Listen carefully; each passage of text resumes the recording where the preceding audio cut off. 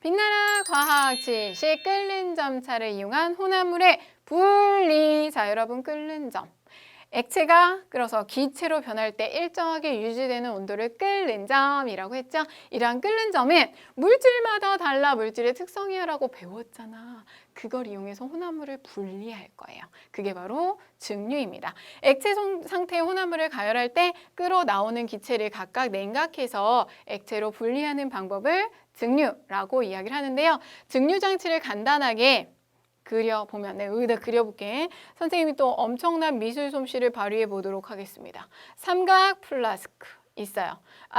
가지가 달린 삼각, 여기 뚫려 있다. 가지 달린 삼각 플라스크고 이쪽으로 이렇게 해서 이렇게 연결해 놓고 얼음물에 담가 줄게요. 얼음물에 이렇게 얼음이야 이거. 얼음에 담가주면 찬물이 되게 차가우니까 여기서 냉각이 되겠죠? 자, 그리고 여기는 뚜껑 이렇게 해가지고 온도계를 꽂아줍니다. 온도계에 액체 샘 부분은 요 가지 옆으로 될 거고 여기를 끓여줄 거예요. 그때 요 밑에 부분에는 뭐가 있냐면 끓임쪽이라는 걸 넣어줄 겁니다. 자, 이 끓임쪽은 왜 넣어주는데요? 끓임쪽은 확 끓어 넘치는 걸 방지하는 역할을 해주고요. 여기 온도계 액체 샘 부분은 가지 옆쪽에 있어야 정확한 온도를 측정할 수 있고요.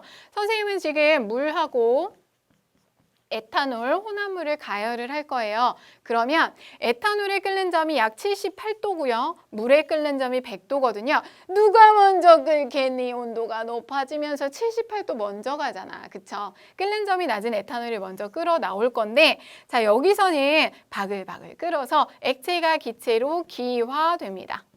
그렇게 기화된 기체가 이쪽으로 넘어가면 주변이 차갑잖아. 여기서 다시 액화되면서 액체로 모이게 될 건데 먼저 모이는 건 에탄올이 되겠죠? 자, 그러면 여기로 넘어가서 이렇게 해서 실험을 한 결과예요. 실험을 한 결과 처음에 A 구간엔 물과 에탄올의 온도가 그냥 올라가다가 B 구간에서는 에탄올이 먼저 끓어 나오기 시작을 하죠. 주로 에탄올이 끓어 나오는데 쌤! 좀 아까 78도래매요. 근데 왜 78도보다 높은 온도에서 끓어요?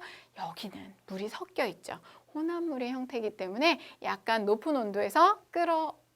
그거 기억해 두셔야 돼요. 자, 이렇게 해서 에탄올이 끓어 나옵니다. 에탄올 먼저 분리를 하고요. 여기서는 물의 온도가 높아지겠죠. 물론 여기서도 소량의 에탄올이 좀 나오긴 할 거예요. 아직 덜 나온 소량의 에탄올이 나오다가 나중에 D 구간에서는 물이 끓어 나오는 걸 보실 수가 있죠. 이해됐니? 이 그래프는 크게 어렵지 않잖아. 그쵸? 끓는 점이 낮은 게 먼저 끓어나와. 그래서 먼저 끓어나오는 거 액체로 분리하고 낮은 거 또 액체로 분리, 이렇게 하면 혼합물을 분리할 수 있다. 이게 바로 증류. 끓는 점이 달라요. 그걸 이용한 거야. 증류가 끓는 점차를 이용한 거구나. 이렇게 연결하시고 이 실험 과정을 가지고 나타난 그래프, 요거 두 개가 문제로 잘 나오니까 여기 왜 끓임 쪽 넣어주는지, 기화가 일어나고 액화가 일어나고 위치가 어디인지 잘 파악하시고 각 구간별로 어떤 변화가 일어난지를 체크하셨으면 넘어갑니다. 우리가 일상생활에서 사용하는 예들이 있습니다. 소주꼬리 원리와 바닷물에서 식수 얻기 이렇게 나와 있는데요. 자, 여러분들 소주꼬리 되게 많이 나오긴 하는데 사실 요즘에는 이걸 많이 안 보긴 하죠. 옛날에 선생님 할머니가 이거 하셨거든. 요즘에는 안 하셔. 힘드셔가지고. 근데 어떻게 하냐면 우선 곡물을 발효시켜서 탁주를 만듭니다. 탁주가 쉽게 막걸리 생각하시면 돼요. 막걸리 탁주를 만들어요. 그래서 여기다가 넣고 술을 가열을 할 거예요. 술이니까 당연히 여기 알코올 성분이 들어가 있겠죠? 그러면 가열을 하면 끓는 점이 낮은 알코올이 먼저 끌어올라가다가 여기 찬물 있잖아. 찬물이 있으니까 여기서 액체로 변해요. 액체로 변해서 또르르르 흘러내리면 소주꼬리를 타고 소주가 만들어집니다. 맑은 술이 만들어지게 되죠. 이해됐어요? 자, 끓는 점이 낮은 알코올이 먼저 끓어나왔잖아요. 끓는 점 차를 이용한 예 중에 하나고요.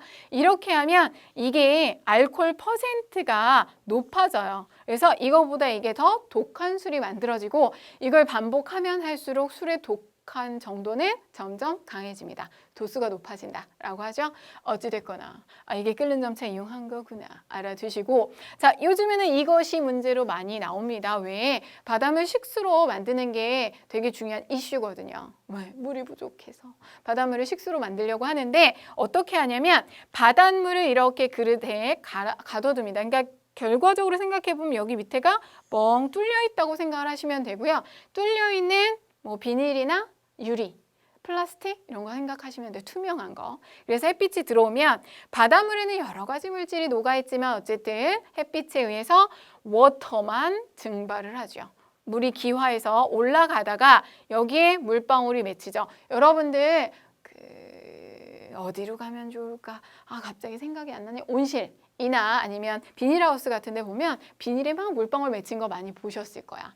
그 물방울이 또르르르 흘러내리면 여기가 이런 식으로 홈이 파여 있어요. 홈이 이런 식으로 파여 있어서 또르르르 물이 흘러내려서 모이면 이쪽으로 순수한 물이 모이고 이걸 우리가 생활에 활용을 하는 거죠.